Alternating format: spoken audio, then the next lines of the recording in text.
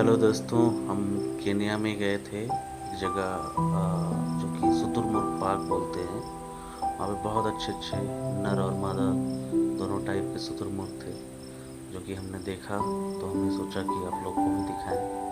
तो please C enjoy.